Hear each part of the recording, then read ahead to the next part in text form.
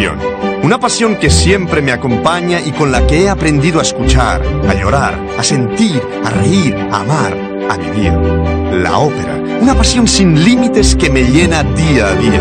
Una pasión en la que siempre he encontrado una respuesta. Una pasión que me lo ha dado todo y que necesito y quiero compartir con todos vosotros. Porque la ópera es la vida y compartida siempre es mucho mejor.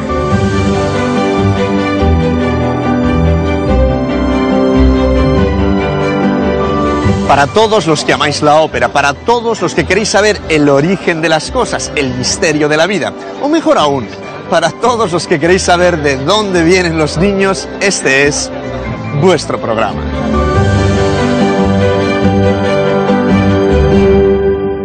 La ópera. Empezamos nuestro viaje en la Piazza del Duomo, el corazón de la ciudad de Florencia. Aquí nació el Renacimiento y con él, la ópera.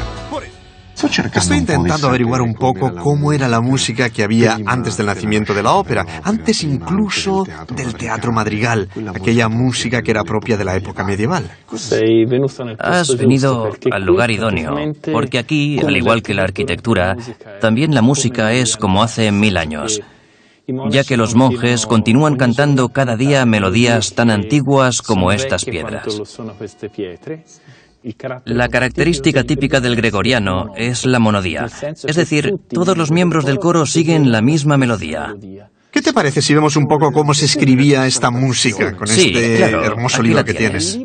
En este precioso libro se pueden apreciar perfectamente las líneas del tetragrama, llamado así precisamente porque son 4 líneas, a diferencia del pentagrama al que estamos más acostumbrados. Y los neumas, esos cuadraditos con algunas pequeñas diferencias, para indicar si las notas duran más o menos. De hecho, este sencillo símbolo se utilizará posteriormente para representar la clave. ¿Esto de aquí? Exacto. En este caso es una F, por tanto, un Fa, lo que significa que todas las notas de esta línea son un Fa. Un Fa. Y esto, naturalmente, fija de manera objetiva la altura de las otras notas en función de su posición, de tal manera que el que canta sabe qué notas debe cantar, y si no lo hace así, se equivoca. Hablemos un poco de cuándo todo este canto monódico se convierte en polifónico. Bueno, ¿cuándo se produce este cambio? Es una transición que no se produce sin pena y que ha sido objeto de infinitas opiniones contrapuestas, debates y polémicas a lo largo de los siglos. Sin embargo, la polifonía en realidad se inicia muchos siglos antes, como mínimo en el siglo XIX o XX, y sobre todo en Francia. En la famosa escuela de Notre Dame, el famoso maestro Perotino nos presenta los primeros contrapuntos. Las primeras ejecuciones en las que diferentes personas cantan a la vez diferentes melodías. Y así se inicia una nueva página no solo de la música en general, sino también de la oración, de la música sacra, que se convierte en una experiencia seguramente mucho más impactante desde el punto de vista estético de la monodía, tranquila, plácida y constante del canto gregoriano.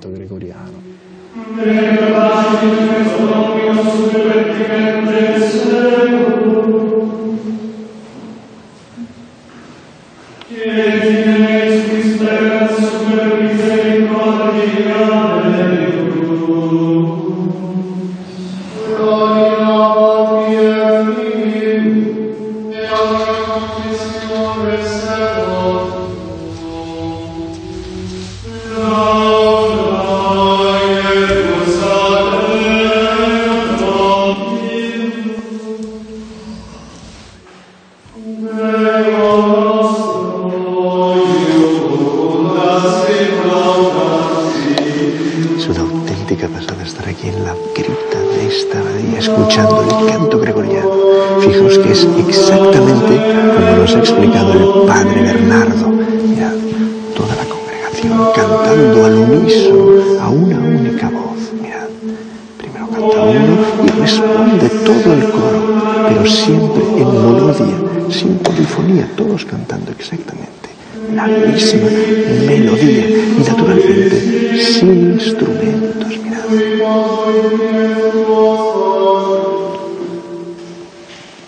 Et ad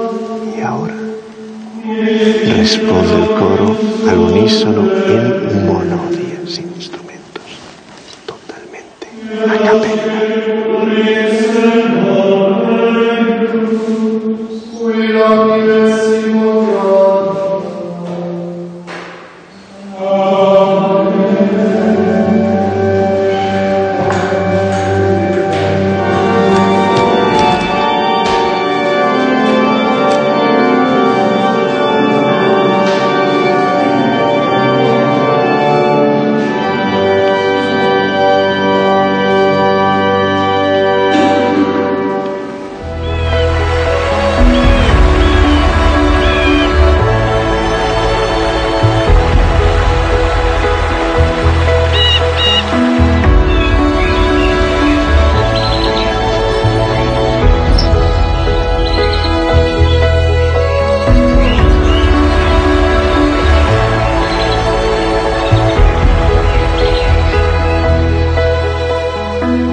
Sandro Botticelli tardó 4 años en pintar este cuadro tan maravilloso. Lo hizo desde 1482 al 86. Es la primera representación de la diosa Venus desnuda desde los tiempos de la antigua Roma. Con este cuadro Botticelli, como todos los artistas del Renacimiento, reclamó la mitología clásica y se permitió pintar a Venus desnuda después de siglos y siglos de dominación del arte por parte de la Iglesia, que nunca en la vida hubiera permitido un sujeto como este. ¿Pero por qué Botticelli pudo pintar este cuadro? Bien, pues porque vivió durante el Renacimiento. Y el Renacimiento fue un periodo de esplendor y de cambios, un periodo de transición entre la era medieval y la era moderna. ¿Qué es lo que pasó exactamente? Mirad, primero, en 1450 Gutenberg inventa la imprenta y la Iglesia pierde el control, el monopolio sobre la cultura. Segundo, en 1453, Mehmed II conquista Constantinopla y todos los sabios de Constantinopla huyen y vienen aquí, a Italia, a Florencia, con todo su bagaje de cultura clásica. Tercero, en 1492, Cristóbal Colón descubre América y el mundo se convierte en más y más y más grande. Y finalmente, cuarto, en 1517, Lutero defiende una iglesia mucho más humana, mucho más terrenal. Todo esto configura el nacimiento de una nueva época, una nueva era, el Renacimiento, un tiempo de razón y de humanismo.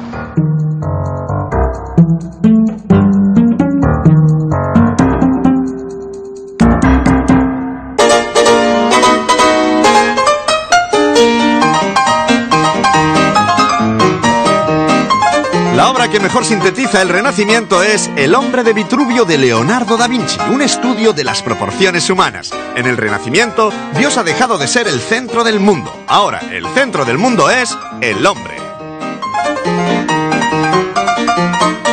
¿Pero por qué el Renacimiento nació en Italia? Pues porque fue el primer lugar donde se superó el feudalismo. Ciudades como Milán, Venecia o Florencia se enriquecieron con el comercio con Oriente y nació una nueva clase social, la burguesía.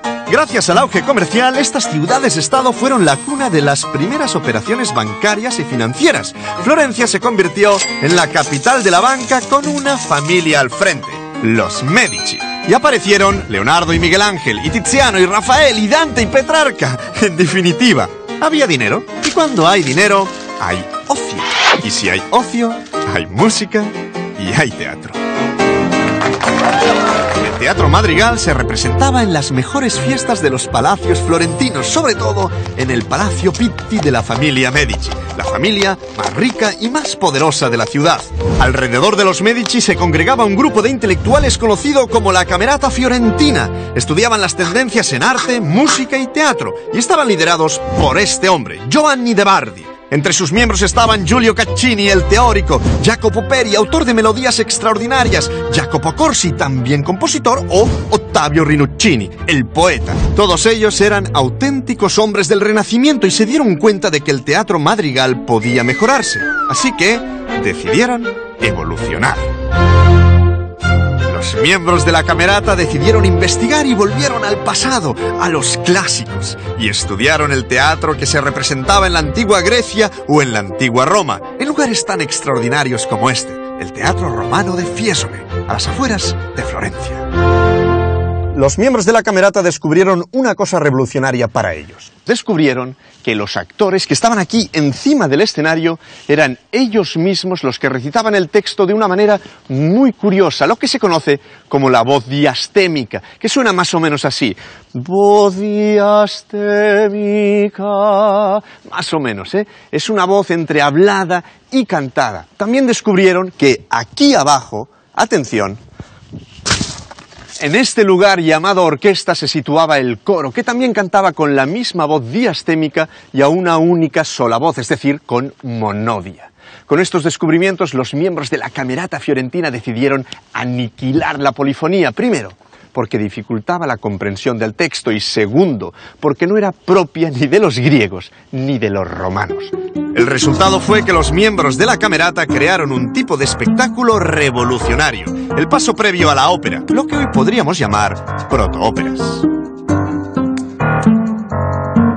Volvemos a Florencia porque me gustaría que os fijarais en esta placa. En este edificio vivía Giovanni de Bardi, el alma de la Camerata Fiorentina, y aquí se reunía el grupo. Hoy en día nadie se para a mirarla, aunque recuerda una auténtica revolución cultural, parece no impresionar a nadie. Y es normal, sobre todo si pensamos que, ya veréis, en Florencia hay un edificio monumental casi en cada esquina.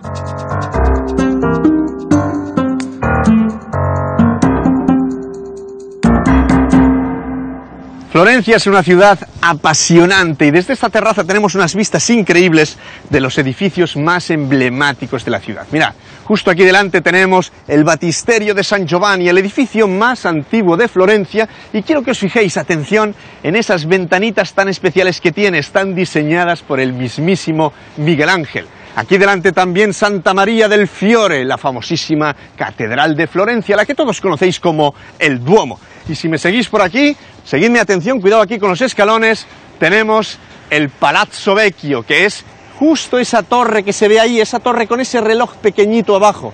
Un poquitín más a la derecha, mirad, está el Palazzo Pitti, que es donde vivían los señores Medici, los grandes señores de Florencia, del Renacimiento. Por ahí pasa también el Arno con el Ponte Vecchio y, atención, justo en medio del Palazzo Vecchio y del Palazzo Pitti está el Palazzo Corsi, que es donde está la placa que recuerda dónde se reunían los miembros de la Camerata Fiorentina. Y para hablar de la Camerata Fiorentina, he quedado con la persona más adecuada. Chao, hola Rodolfo, ¿cómo estás? Hola. Bien, bastante bien. Bueno, vengo justo ahora del Palazzo Corsi, donde he tomado una fotografía de esta placa que recuerda al conde Giovanni. Al conde Giovanni Bardi. ¿Quién era este hombre? Bueno, era sobre todo un hombre que decidió que todo su dinero tenía que ser invertido en cultura. Eso está muy bien. Es algo fantástico. Y para ello se creó un círculo de amigos y colaboradores, músicos y poetas. ¿Y todos ellos formaban la llamada Camerata Fiorentina? La Camerata Fiorentina o la Camerata dei Bardi. La Camerata dei Bardi. Porque la idea original, ¿cuál era? La idea original era lo que se podría denominar una gran utopía.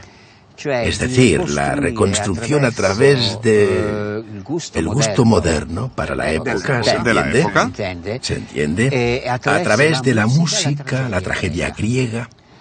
Se basa en el hecho de que todo lo que se cantaba también se vivía. Entonces había un escenario y el público sentía la alegría o el dolor también a través de la presencia, no solamente de la palabra. Y la música servía precisamente para profundizar el sentido de la palabra, los conceptos que podía expresar la palabra, y ofrecía al público un efecto de dramatismo, aunque también de alegría, naturalmente, que el madrigal que representa la base, naturalmente. Porque esa era la música que había antes, el madrigal. Exacto. Y que seguirá existiendo más tarde, aunque ya existía antes, que el madrigal no conseguía transmitir, porque era fijo, estático, si bien entonces era muy importante que la poesía estuviera compenetrada con la música, pero que fuera poesía.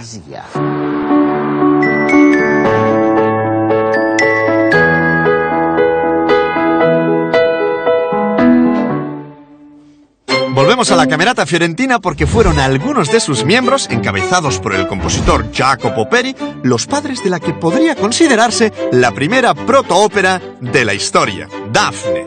Era ya un espectáculo único, con un principio y un final, y con actores cantando y un grupo de músicos tocando. Todavía no era una ópera como la conocemos hoy en día. Desgraciadamente, no sabemos cómo sonaba, porque no se conserva la música. Después de Dafne, llegaron otras, como Eurídice, cuya música sí ha llegado hasta nuestros días. Por lo tanto, Rodolfo, aquellas primeras óperas de la Camerata, que no sé si podemos llamarlas óperas, quizás protoóperas. Sí, protoóperas, en efecto, porque después el verdadero melodrama nace y se desarrolla un poco más tarde.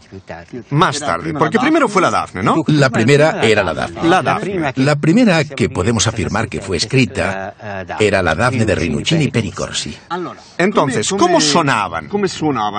He traído un fragmento aquí en el iPad para escuchar un poco cómo sonaba esta Eurídice de Jacopo Peri. Bueno, ¿cómo sonaba? Porque eso es muy difícil de decir. Cómo cantaban es más fácil. Veamos, escuchemos. Esto es el prólogo. Es el prólogo. Esta es la tragedia que se presenta al público y dice: Io che d'alti sospiri vagai di pianti, arsor di doglia, or di minacci il volto, sei negli ampi teatri, al popol folto, solo rir di pietà voi dir sembiante.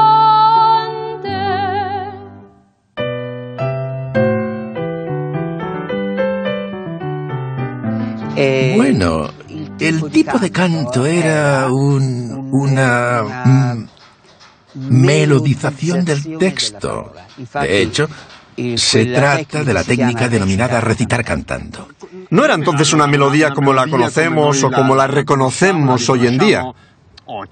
No, era una declamación llevada hasta el extremo de sus posibilidades. Perdona, pero ¿por qué lo hacían así? ¿Porque no conocían otro tipo de melodía o quizás porque era justo lo que buscaban? Era eso lo que buscaban, porque existía un vínculo muy estrecho entre la poesía y la música. Entonces, para que el sentido de la palabra poética entrara mejor, se presentaba en forma cantada. Porque si yo digo, por ejemplo, ¿tengo hambre? Otra persona dirá, vale, pues irá a comer, ¿no? Exacto, pero si yo canto que tengo hambre, la persona que me oye tomará este hecho en mayor consideración. El canto significaba entrar en lo más recóndito de la palabra y hacerla sentir al público mucho más que si fuera simplemente recitada. Y las voces tampoco cantaban así impostadas como ahora. No, son voces casi naturales.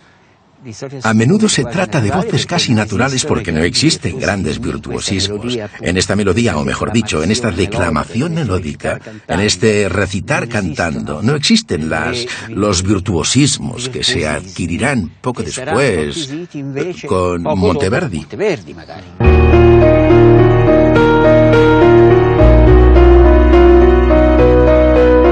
El gran Claudio Monteverdi es el final de nuestro viaje, el padre de la ópera. En 1607, Monteverdi recibió un encargo del señor de Gonzaga, el duque de Mantua. El señor de Gonzaga había visto las protoóperas de la Camerata Fiorentina en Florencia y pensó que él quería lo mismo. Y cuando volvió a casa, a Mantua, recorriendo los mismos 160 kilómetros que acabamos de recorrer, le encargó a Monteverdi una pieza como las de Florencia.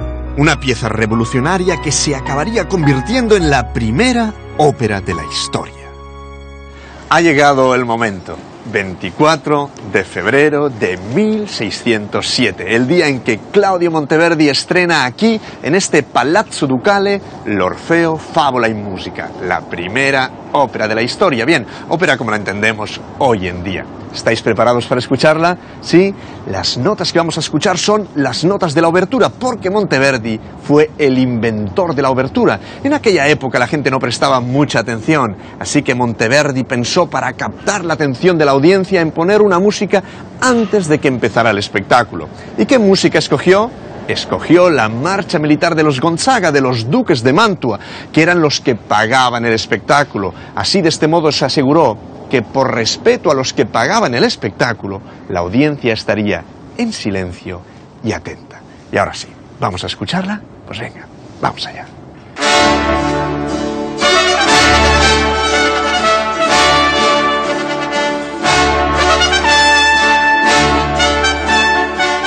Es una marcha militar, ¿lo veis? Suena solemne, para que la gente tenga tiempo de llegar, ocupar sus sitios y callar. Monteverdi usó hasta 43 instrumentos en esta ópera. Hasta aquel momento las protoóperas de la Camerata solo tenían un pequeño conjunto de 4, 5 o 6 instrumentos, como mucho. Brutal, ¿verdad? Pero Monteverdi no solo inventó la obertura, también inventó el aria. ¿Y por qué lo hizo? Pues porque se le planteó un problema. ¿Qué hacer cuando uno de sus personajes está encima del escenario y tiene que expresar un sentimiento? Tristeza, alegría, pasión amorosa. Pues Monteverdi pensó que lo mejor sería que ese personaje cantara como una especie de canción, con un principio y un final para expresar esos sentimientos. Bien, pues ahora vamos a escuchar la primera aria de la historia. Rosa del Ciel. Rosa del ciel, vita del mondo. Escuchad, aquí tenéis a Orfeo, el día de sus esponsales con Eurídice, cantando al dios Apolo su sentimiento de alegría. Ya lo veis, más fuerza dramática, más instrumentos, más intención en la música. Es por todo esto que Monteverdi es el padre de la ópera y Orfeo la primera ópera de la historia. Vedesti mai di me più lieto e fortunato amante. Para que Claudio Monteverdi creara la primera ópera, hizo falta que la música evolucionara desde el canto gregoriano, pasando por la polifonía, el teatro madrigal y las protoóperas. Un viaje muy parecido al que haría falta mucho después para llegar hasta el rock and roll.